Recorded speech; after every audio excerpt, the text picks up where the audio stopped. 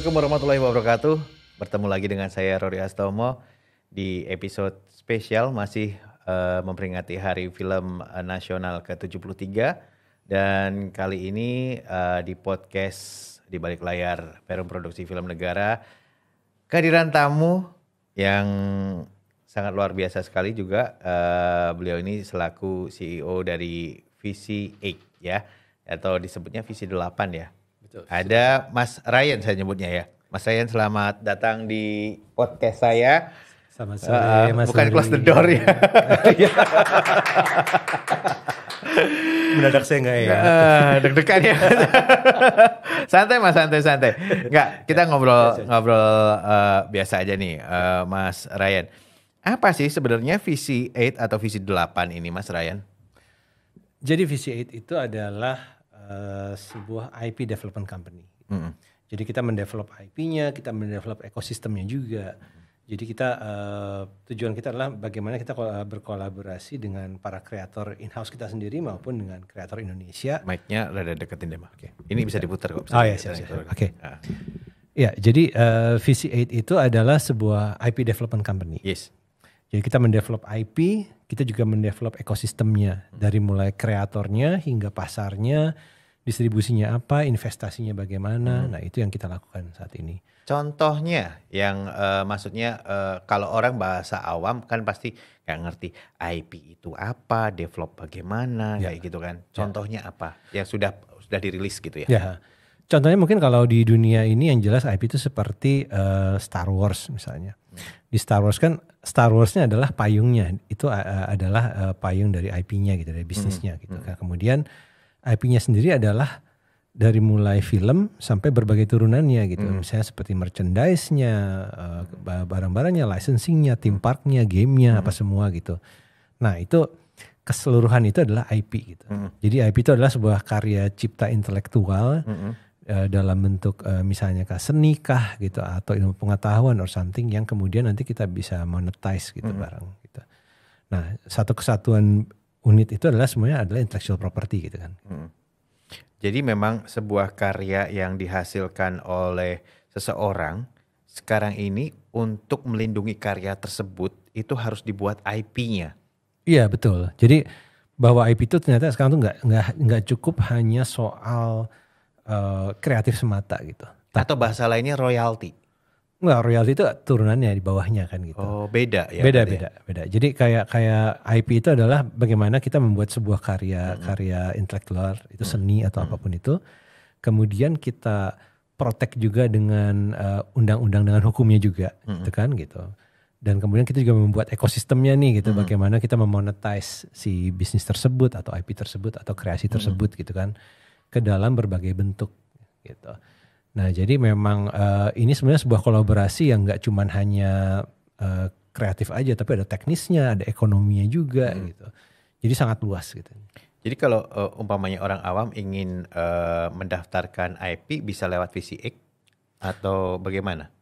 Sebenarnya mendaftarkan IP itu bisa sih lewat katakanlah lewat IP lawyer gitu ya gitu, ke kementerian atau badan yang tersangkut gitu kan. Tapi lebih kalau kita memprovide sesuatu yang lebih gitu, bahwa dengan kita selain memanage IP-nya, kita juga bisa memproduce kontennya juga, kita juga provide bimbingannya, proteksinya juga, dan ketika dia dimonetize kita juga menjamin supaya para kreatornya itu bisa dibayar royaltinya sesuai dengan kontribusinya mereka gitu kan gitu.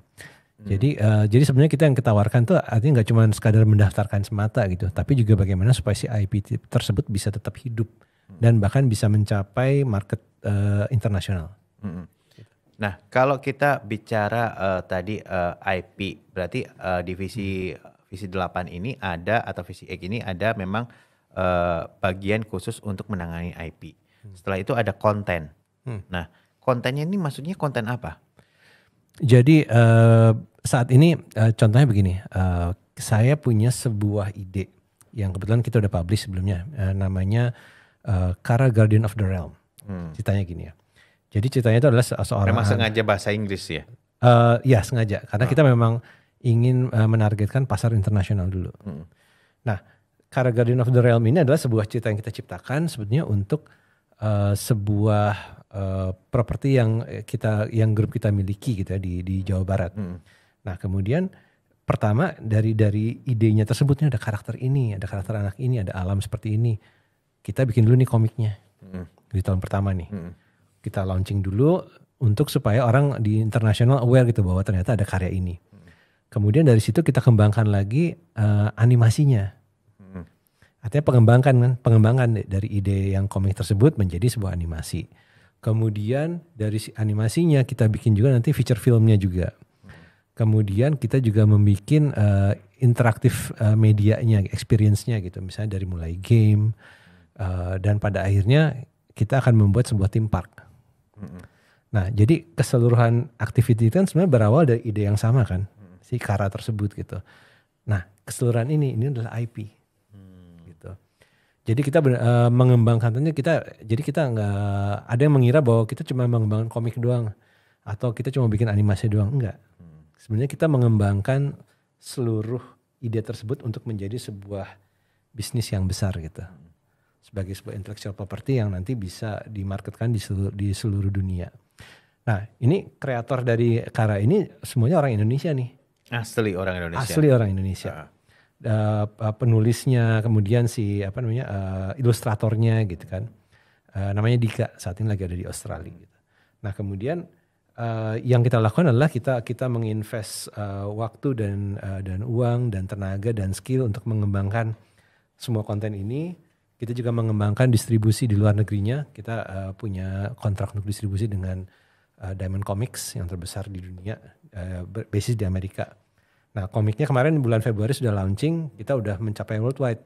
Kita udah mencapai Amerika, mencapai Inggris, mencapai Australia, Jerman, even terakhir kita dapat info kita udah sampai Ukraina juga.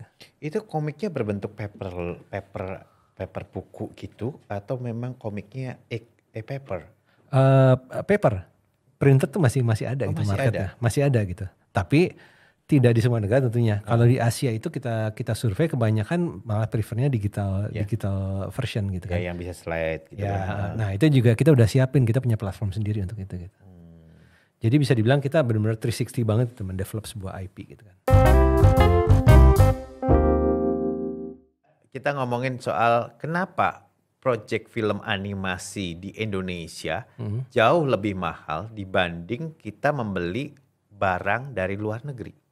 Contoh, harga film animasi A di Indonesia, contohnya ya ini, harganya bisa 50 juta per episode ya. Tapi kita beli ke negara tetangga per episode itu bahkan bisa diskon 70% dari harga OTR Indonesia. Why? Nah, itulah IP. Gini. Jadi misalnya saya contoh yang paling itu misalnya Doraemon. Doraemon itu kan sebetulnya diproduksi di Jepang gitu kan dengan ada yang 24 menit misalnya. Nah kemudian mereka pasti akan menjual itu ke tiap region kan. Doraemon itu tidak hanya dijual hanya ke Indonesia doang, tapi juga ke berbagai negara lain, bahkan dialih bahasakan, di subtitling dan semuanya itu. Nah, mereka strateginya adalah dengan sebagai IP itu ya, kita menjualnya ke region itu dengan harga yang murah. Misalnya, saya tahu dulu Doraemon itu satu episode cuma 13 juta malah dijualnya ke TV, gitu kan. Tapi dari 13 juta, tapi kemudian dijual ke sekitar 120 negara. Kebayangkan berapa satu episode dapatnya? Gitu. Nah, sama. Ipin Upin pun juga ketika dijual ke kita dan berbagai negara lainnya ya di seluruh bahasa. Pecahannya ya. Sudah pecahannya betul. Tapi dari volume total dari penjualan tersebut itu gede kan jadinya. Mainnya di volume kan. Jadi katakanlah kalau memang Ipin Upin let's say for the sake of ini adalah kalau kita jual berapa 50 juta gitu. Tapi 50 juta dikali Indonesia, Malaysia, Singapura, Filipina or something, katakanlah ada 7 lah misalnya negara, dan rasanya sih mungkin bisa lebih ya, bisa ke Amerika Selatan atau kemana gitu kan, 10 deh gitu. Berarti kalau 50 juta ke 10 udah 500 juta sendiri per episode. gitu. Belum dibeli sama OTT ya? Ya, OTT dia akan nge-retain misalnya selama 5 tahun dia bisa beli per episode berapa ratus juta sendiri. Disney Hotstar, Netflix. Ya. Kemudian juga abis itu kita menjual lagi ke second marketnya di TV broadcast di entah di mana gitu ya, di Amerika Selatan di mana gitu. Yang cuman mungkin kita cuma ngejual sana 15 juta tapi kali berapa kan gitu. Dan kemudian ada replayability-nya lagi kan gitu. Setiap mereka menaikkan ulang gitu. Berarti artinya di Indonesia ini jauh lebih mahal dikarenakan dia belum tahu bagaimana cara memasarkannya. Iya, ini adalah first production-nya gitu. Jadi ketika kita produksi sini dengan harga produksi penuh, pasti kan ada pasar pertama ini apa nih misalnya OTT apa segala kan gitu. Orang fokus ke pengen disiarin di free to air contohnya. Iya. Dia terfokus di free to air dengan harga 50 juta tok. Betul. Dia tidak tahu bahwa di luar tersebut sebenarnya udah ada satu market yang lebih besar lagi dilakukan kan. Jadi, makanya kenapa kita membuat IP kita produce untuk internasional dulu karena itu gitu, bahwa market kita belum cukup mature saat ini untuk itu. Tapi pada saat waktu itu saya datang ke American Film Market di sana. Ketika saya bawa sebuah IP, kita udah ketemu dengan puluhan bahkan ratusan distributor di sana yang mau, saya mau beli ini untuk region ini sekian gitu. Jadi network dari market sana tuh udah mature-nya. Jadi begitu kita bawa satu IP, kita udah tahu ini kita bakal jual kemana aja dengan harga murah, tapi long tail-nya itu baliknya adalah sekian gitu. Bisnisnya itu berkembang kan gitu. Nah kalau kita cuma sekadar, saya mau produce buat film Indonesia nih. Sementara TV lokal mungkin hanya bisa membeli, jangankan 50 ya. Gak mungkin. No. Ya. Kita tahu bisa lebih dari itu kan. Make sense itu udah. Gak make sense. Kalau perhitungannya, kalau untuk TV lokal ya. Ya. Nah makanya kita melihatnya bahwa kita harus membawa IP seperti ini menuju ke market luar dulu nih. Supaya bisnis cycle-nya lengkap, pada akhirnya akan masuk Indonesia lagi. Dan ini bisa dilakukan di Visi 8 atau Visi X. Yes. Jadi ketika saya mempunyai konten, saya seorang kreator animator, saya akan menjual produk itu. Ini tolong Mas Ryan, barang saya dipasarkan dulu di luar negeri. Nah nanti untuk di Indonesia saya akan pasarkan, mungkin rate-nya akan lebih murah. Seperti itu? Iya bisa kayak gitu. Jadi nanti tiap regionnya akan ada deal tersendiri, terus ini ada pengembangan media tersendiri gitu. Dan bisa berkonsultasi untuk animasi dengan kualitas seperti ini harganya berapa. Gitu. Betul gitu. Dan kalau ternyata memang punya potensial, bisa jadi kita pick up, kita juga bisa ikut mengembangkan, menginvest juga di situ gitu kan. Nah menurut Mas Ryan, dengan durasi 24 menit atau 28 menit, kita jual dengan harga contoh 50 juta. Di Indonesia, mahal? Terlalu murah. Terlalu murah? Betul. Karena gini. Flash program ya ini, kita bicara program. Betul. Jadi gini, kalau misalnya kita melihat nih, kita memproduksi sebuah animasi di Indonesia yang katanya kualitasnya yang medium to low lah gitu ya. Katakanlah misalnya ada studio animasi kecil di daerah yang bisa bikin, ini saya bisa bikin ini, ya udah deh 50 juta kali 26 episode, lumayan kan kayaknya 1 M kesannya gitu. Tapi bayangkan cost yang dikeluarkan actual untuk membuat satu episode tersebut, itu sebetulnya bisa jadi lebih dari itu gitu. Bahkan mereka mungkin bisa mati-matian hanya fokus sama itu saja untuk untuk bisa memproduksi itu tanpa harus sempat bisa ngerjain yang lain kan gitu. Nah kemudian ketika udah dibeli seperti itu, dibeli murah, abis itu biasanya ketika udah dibeli sama TV, itu rights-nya diambil sama mereka kan. Iya. Yeah. Sang kreator udah gak punya apa-apa lagi.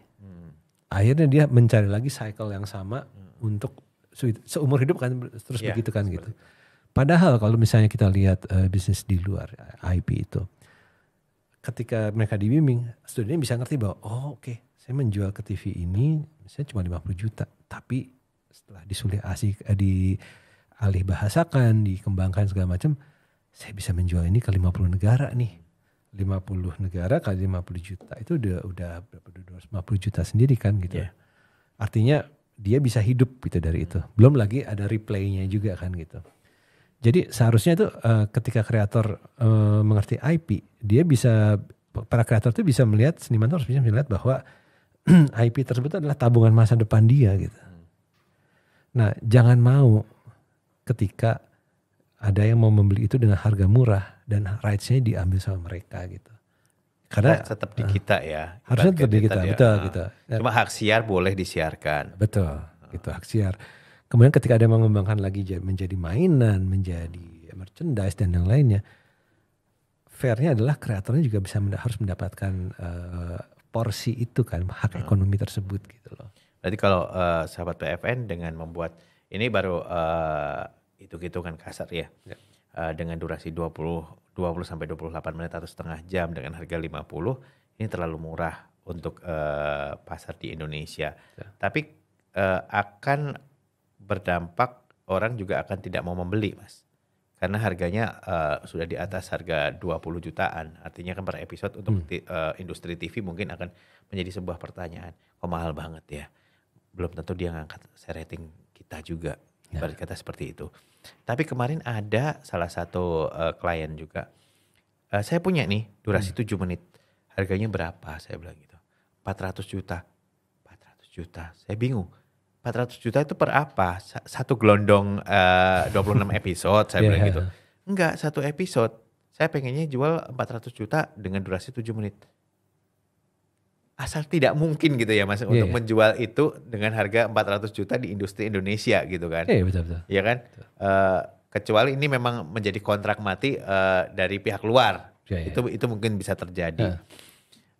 Nah, untuk para konten kreator animasi, bagaimana cara membuat perhitungan harga yang baik dan benar gitu? Masa harga 7 menit dihargai 400 juta, harga yang 28 menit dihargai 50 juta gitu kan. Kan ini masing-masing punya idealisme sendiri kan. Susah ini bikinnya dan lain sebagainya kayak gitu kan.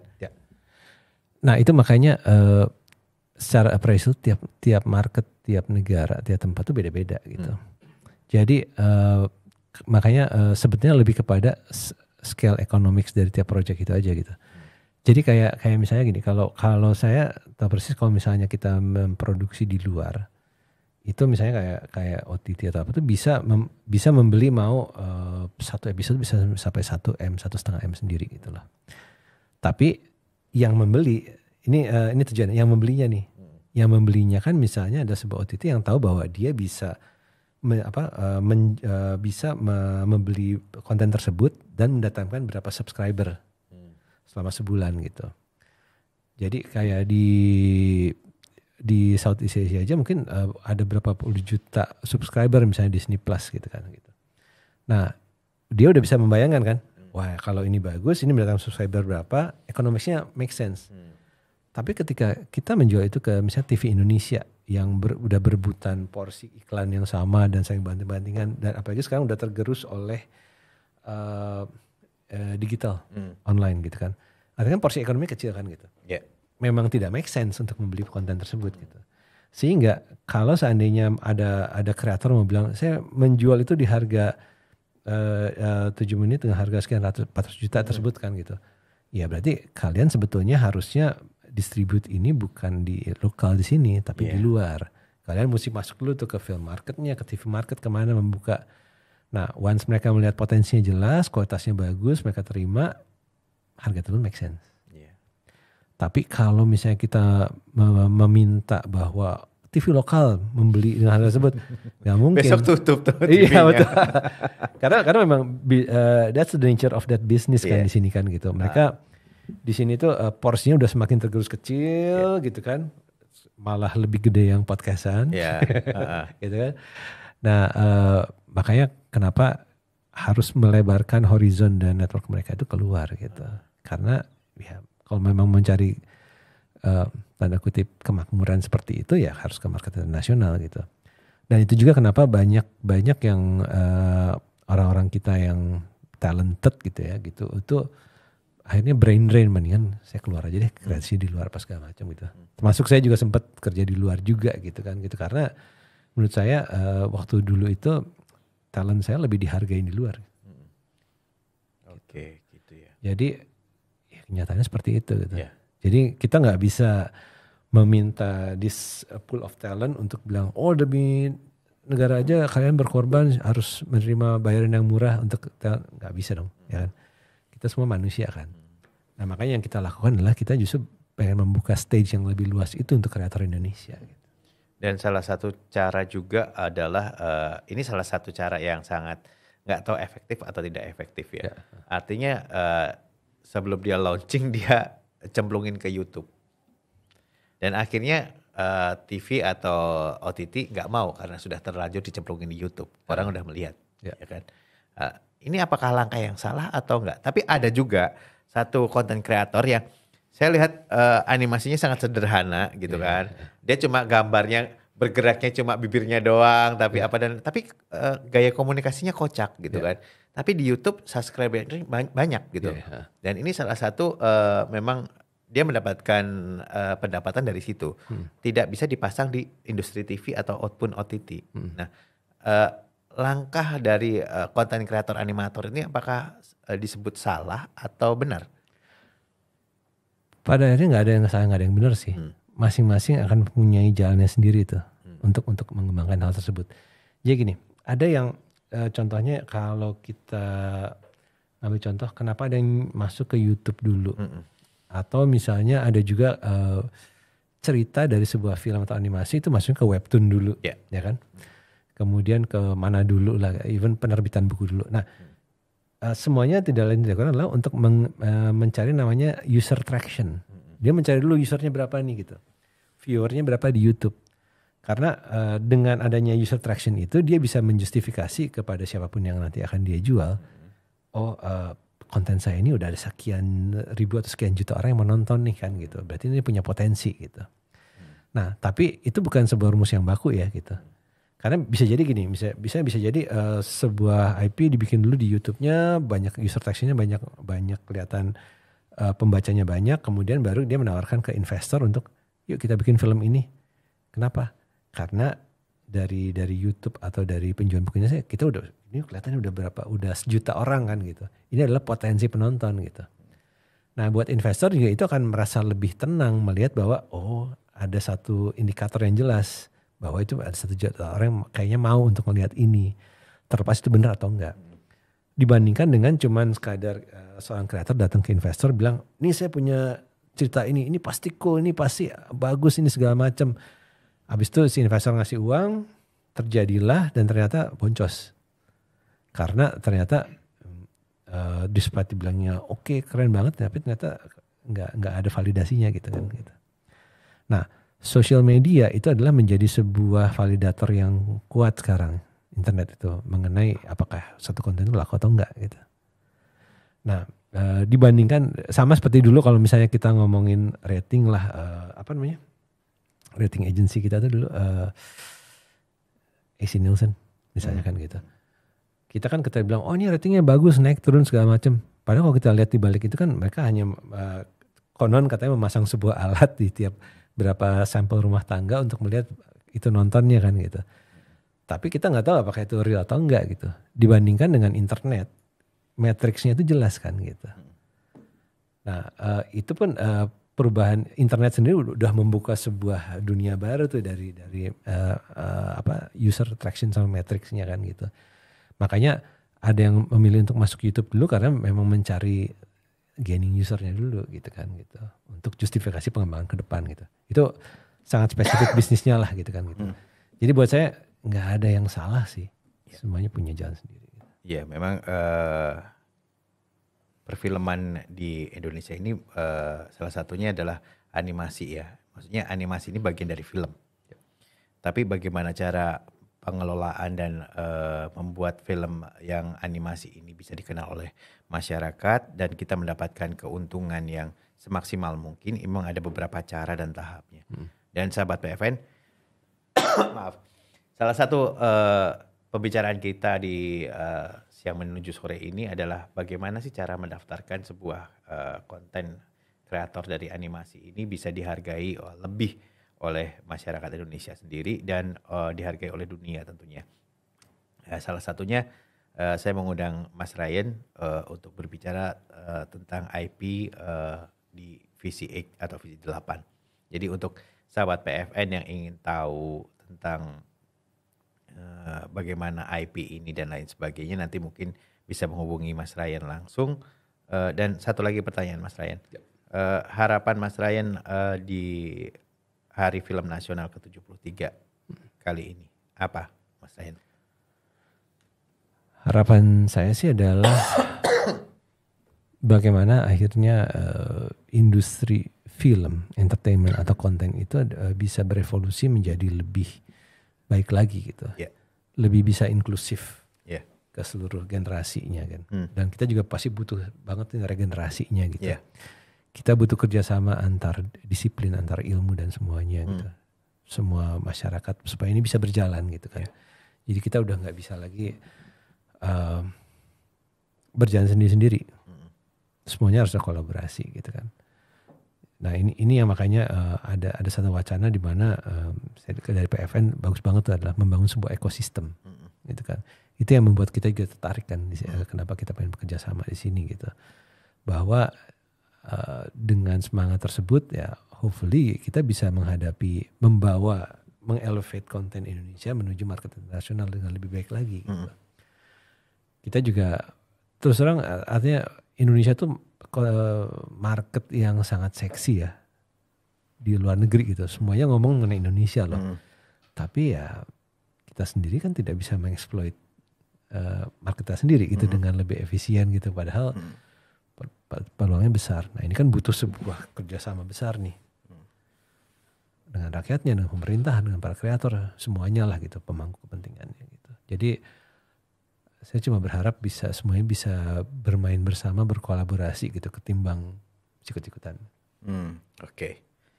Luar biasa ngobrolnya, kalau gak di stop sama kru yang di belakang kayaknya ngobrol terus kayak tadi udah sejam gak kerasa gitu ya. Sahabat PFN, jadi selalu membuat ide-ide cemerlang, tapi kita juga harus bisa memahami bahwa ide-ide cemerlang itu atau kreasi dari perfilman yang setelah kita buat ini bagaimana dihargai oleh para pemirsa. Nah salah satunya dengan cara bukan mendokumentasikan ya, tapi mendaftarkan lewat IP ya. Mendaftarkan dengan IP di mana turunannya nantinya generasi penerus dari sahabat PFN ini bisa mendapatkan hak royalti yang memang menjadi haknya ya Mas Ryan ya. Jadi untuk para konten kreator animator jangan berkecil hati, terus berkarya menggunakan bukan produk-produk Indonesia tapi memasarkan di Indonesia dan di luar negeri. Kalau masih bingung bagaimana cara memasarkan dan bagaimana mendaftarkan IP-nya ini seperti apa, ada Mas Ryan dari VC8 yang akan membantu. Websitenya apa Mas? www.vc8.com www.vc8.com. Jadi untuk para subscriber langsung kepoin aja websitenya. Untuk Instagramnya? VC8 Studio. VC8 Studio. Dan VC8 ini tidak hanya membuat IP saja, tapi membuat satu konten. Salah satunya di studio imersif kita ini bekerja sama dengan Vitu Indonesia, VC8 dan PFN menyediakan satu studio yang bisa dipergunakan dalam kebutuhan apapun untuk syuting ya Mas ya. Dan VC8 siap untuk memberikan konten-kontennya ya, membuat kontennya ya. Iya betul. Dan tim kameramen dan lain sebagainya juga dari VC8 itu ada. Kita banyak membuatnya konten digital. Oh kontennya, kalau Vitu Indonesia yang menyediakan peralatannya, ada sebagian manpowernya. Nah kalau yang untuk syutingnya biasanya kan dari filmmakernya sendiri gitu. Oh memang dari filmmakernya tersendiri ya. Betul. Kayak di salah satu studio yang ada di Pejaten itu ya. Iya betul. Oke. Terima kasih Mas Ryan atas waktunya. Thank you so much. Sama-sama. Dan sahabat PFN, sekali lagi saya ucapkan selamat ulang tahun di Hari Film Nasional ke-73. Selalu menjadi primadona film-film Indonesia di negaranya sendiri. Bangga menjadi bangsa Indonesia, maju terus perfilman Indonesia. Akhir kata saya Rodi Hastomo dan Mas Ryan juga akan pamit undur diri dan tim yang terlibat mengucapkan terima kasih. Assalamualaikum warahmatullahi wabarakatuh.